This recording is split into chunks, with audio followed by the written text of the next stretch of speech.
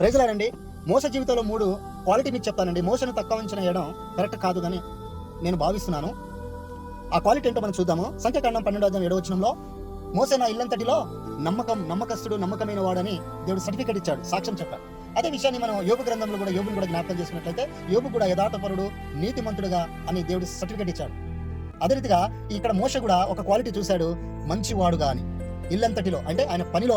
రెండవది కొరింథీయులకు రాసిన పత్రికలో మనం చూస్తే 3వ అధ్యాయంలో కావచ్చు, 6వ అధ్యాయంలో కావచ్చు, అక్కడ హృదయాన్ని ఎవరైనా పాడు చేస్తే కదా, ఆయన ఆలయాన్ని ఎవరైనా పాడు చేస్తే దేవుడు వాడిని పాడు చేస్తాడు. హృదయం ఆయనకు ఆలయంగా ఉన్నది. అంటే హృదయాన్ని చాలా జాగ్రత్త పెట్టుకుంటే మనము బ్రతకగలుగుతాము. అందుకనే అన్నిటికంటే హృదయం మోసకరమైనది కానీ బైబిల్ సంబోధిస్తుంది కదా. అందుకు ఆ హృదయాన్ని చాలా జాగ్రత్త పెట్టుకుంటే దేవుడు నీ హృదయంలో నివాసం చేయడానికి ఇష్టపడతాడు. అంటే నమ్మకస్తుమైన వాడుగా ఉన్నప్పుడు దేవుడు అతనితో ఉన్నట్టు అర్థమిస్తుంది. First quality. రెండవది హెబ్రీ రాసిన పత్రికలో 11వ అధ్యాయము 24, 25, 26 చూస్తే ఐగుప్తు ధనము కంటే, ఫరో కుమార్తె కనిపించడం కంటే కదా, అధికారం కంటే, పేరు ప్రాఖ్యాతల కంటే ఇవన్నిటిని పక్కన పెట్టి దేవునితో ఉండడం, దేవుని ప్రజలతో ఉండడం, క్రీస్తు విషయమైన నింద భావించుకోవడం, పొందుకోవడం గొప్ప భాగ్యమని ఎంచుకున్నాడంట. ఎంత మంచి క్వాలిటీ ఇక్కడ కనబడుతుంది. శ్రమను కోరుకున్నాడు, సుఖాన్ని పక్కన పెట్టాడు, పాపాన్ని దూరపరిచాడు, దేవునితో ఉండడానికి ఇష్టపడ్డాడు. ఇదే క్వాలిటీ మన యేసు ప్రభువులో కూడా ఫిలిప్పీయులకు రాసిన పత్రికలో 2వ అధ్యాయంలో మనం చూస్తే ఆయన దేవునితో సమానంగా విడిచిపెట్ట కూడా భాగ్యం ఎంచుకొని, లేదా దాసుని స్వరూపము ధరించుకొని వచ్చాడంటే ఈ లోకానికి. ఇక్కడ క్రీస్తు రాకముందు మోస చేసినటువంటి త్యాగము మన క్రీస్తు వచ్చిన తర్వాత మన కళ్ళ కట్టుగా మనందరికీ ఆయన చేసి చూపించాడు మన యేసు ప్రభువు. అందుకు ముందు జరిగిన విషయాలు ఇవి. అందుకు ఆ రెండో క్వాలిటీ ఆయన ఎలా ఎలా ఎలా ఇష్టపడుతున్నాడు, అధికారం కొరకు, పేరు ప్రాఖ్యాత కొరకు, హోదా కొరకు ఇష్టపడతలేడు, కానీ దేవుని కొరకు నేను ఏమైనా పర్వాలేదు అనే ఉద్దేశంలో ఉన్నాడు. చూసారా, అది గొప్ప క్వాలిటీ. రెండోది. మూడో క్వాలిటీ మన అదే రెండో క్వాలిటీలో మత్తయి సువార్త 5:11 కూడా మనం చూసినట్లయితే, నా నిమిత్తము మీ మీద అబద్ధము చెడ్డ మాటలు పలుకున్నప్పుడల్లా మీరు ఆనందించండి, సంతోషించండి. మత్తయి సువార్తలో క్రీస్తు వచ్చినాక ఆ మాట మన కొండ మీద చెప్పాడు. ఇప్పుడు చెప్పాడు, అప్పుడు చేసేసాడు మోషే కదా. క్రీస్తు విషయమై గొప్ప నింద నాకు మంచిదని భావించుకున్నాడంట.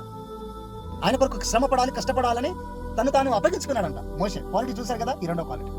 మూడో క్వాలిటీ చూస్తే నిర్గమకాండం 32:32 ఇజ్రాయేలు నిమిత్తమై, వారి పాపం నిమిత్తమై, దోషం నిమిత్తమై ప్రార్థన చేశాడు. త్యాగపూరితమైన ప్రార్థన. అదేంటంటే, అయ్యా వీరిని క్షమించు, లేని ఎడల నువ్వు రాసినటువంటి జీవ గ్రంథముల నుండి నా పేరును తుడిచివేయమని ప్రార్థన చేస్తున్నాడు. ఎవరైనా ప్రార్థన చేస్తే తన పేరును తను తొలగించుకుంటాడండి? అంటే తను ఏమైనా పర్లేదు, వీరిని కాపాడు అన్నట్టుగా అడ్డుపడుతుంటగా మనం ఇక్కడ చూస్తున్నాం. బైబిల్ మొత్తం చెప్పేది ఏంటి? మారుమనసు పొందుకోండి, రక్షణ పొందుకోండి, మీ పేరు జీవ గ్రంథంలో రాపించుకోండి అని అంటున్నాడు. మరి ఇక్కడ ఏంటిది? మోషే తన పేరునే తొలగించమని త్యాగం చేస్తున్నాడు. అంటే యేసు ప్రభువు వారు ఈ లోకానికి మన పాపం నిమిత్తమై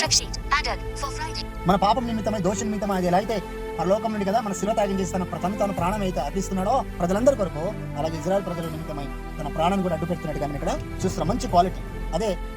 ప్రకటన గ్రంథం 20:15 ఎవరి పేరైనను జీవ గ్రంథమందు కనబడని యెడల వారు అగ్నిగుండంలో పడవేయబడును. అంటే వీరి నిమిత్తమై, ఈ ప్రజల నిమిత్తమై అగ్నిగుండంలో నన్ను పడేసినా కూడా పర్వాలేదు అన్నట్టుగా త్యాగపూరితమైన ప్రార్థన చేస్తున్నాడు. ఇది మంచి క్వాలిటీ.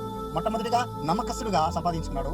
రెండవది చూసారా, రెండవది అధికారం కొరకు కాదు, హోదా కొరకు కాదు, క్రీస్తు విషయమై బతకాలని ఆశ, కోరిక ఉన్నది. మూడవది తన పేరు కూడా కదా జీవ గ్రంథములో కూడా లేకుండా పర్వాలేదని త్యాగపూరితమైన ప్రార్థన చేశాడు. 3 క్వాలిటీ ఈ మోషేలో కనబడుతున్నప్పుడు మోషేని ఎందుకు మనం తక్కువ అంచనిస్తాం?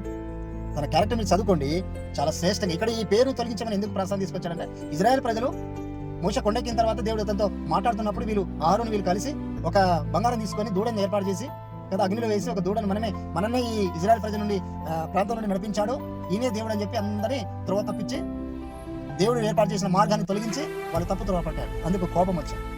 అందుకని క్షణములు వీళ్ళని చంపేసి వీళ్ళని నాశనం చేసి ఒక మంచి ప్రజలను ఇస్తాను దేవుడు అంటున్నప్పుడు, అయ్యా ప్రభువా వద్దు, నువ్వు ఆ ప్రజలను ఐగుప్తు ప్రాంతం నుండి వారు ఆరాధించడానికి తీసుకొచ్చావు కదా, వాళ్ళు తీసుకుపోయి ఆ అడవి ప్రాంతాల్లో, ఆ కొండల్లో, ఆ యొక్క ప్రాంతాలు వాళ్ళు పోషించలేక, వాళ్ళు రక్షించలేక అక్కడనే చంపేశాడు అని చెప్పి నీ మీదకి పేరు అవమానకరంగా వస్తుంది ప్రభా. నీ పేరు కూడా అవమానించడం నాకు ఇష్టం లేదు, నీ పేరు కూడా తక్కువ కూడా నాకు ఇష్టం లేదు.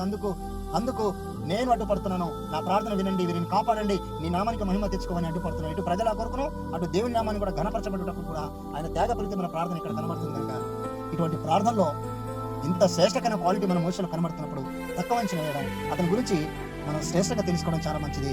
ఇలాంటి క్వాలిటీ ఎవరైతే ఉంటుందో ఈ దినాల్లో, ఈ రోజుల్లో శ్రేష్టకరమైన ఆశీర్వాదం, దీవెనలు పరిగెత్తుకుంటూ వస్తాయి. Praise the lord.